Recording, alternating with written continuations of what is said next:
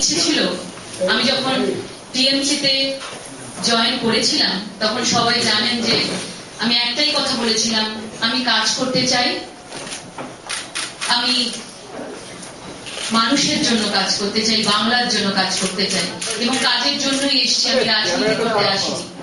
কোথায় আমার মনে হচ্ছিল যে আমি ওই পার্টিতে থেকে কাজ করতে পারছি না, আমার নিঃশ্বাসটা বন্ধ হয়ে আছে, আমি সেই জন্যই একটা উন্মুক্ত আকাশ খুঁজছিলাম যেখানে আমি মুক্তভাবে নিঃশ্বাস নিতে পারবো।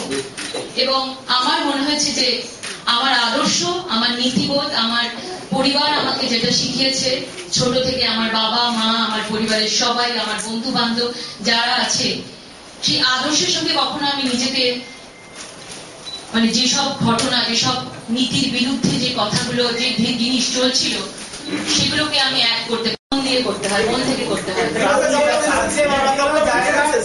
রাজ্যে বিভিন্ন জায়গায় মহিলাদের উপর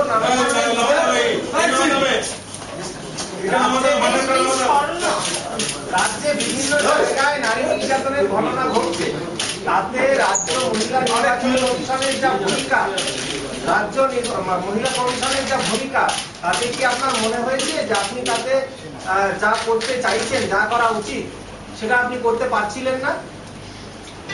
দেখুন, আমি কিন্তু, আপনারা নিশ্চয়ই লক্ষ্য রাখবেন, রেখেছেন যে আমি কিন্তু আমার মতামত বলেছি। সুতরাং আমার মতামত যদি আমি কিছু না বলতে পারতাম তাহলে হয়তো আমি আজকে এই কথাটা আপনাদের কাছে বলতাম যে আমি পারিনি।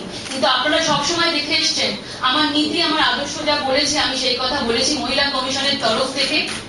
যেখানে মনে হয়েছে যে মেয়েটি নির্যাতিতা বা যে কোনো জায়গার কথা বলছি, আজকে যে ঘটনাগুলোর মধ্যে দিয়ে আমরা গেছি এবং আমরা সেখানে পৌঁছতে পেরেছি, সেখানে যেটা সঠিক মনে হয়েছে সেটা আমি বলেছি। সুতরাং আমি সেখানে কোনো বাধা পাইনি, আমার মতামত আমি বলেছি।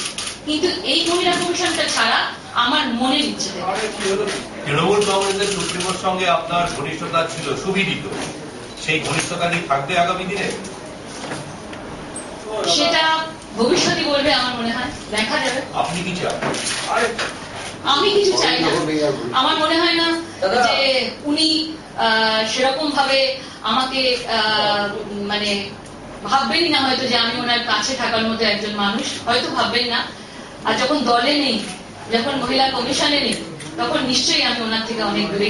অনেকেই আছি আমরা দুর্নীতিতে যুক্ত নই, রাজ্যের মানুষের জন্য, যারা জনগণ রয়েছে সবাইয়ের জন্য আমরা আছি, সবাই সমস্যায়, সবাই সবকিছু সুখে দুঃখে সব সময় আমরা থাকবো। কিন্তু কোনো যদি দুর্নীতি হয়, সেই দুর্নীতির ভাগিদার কেন আমরা হব? কেন সেই পাপটা আমরা নেব? এটাই আমার মনে হয়।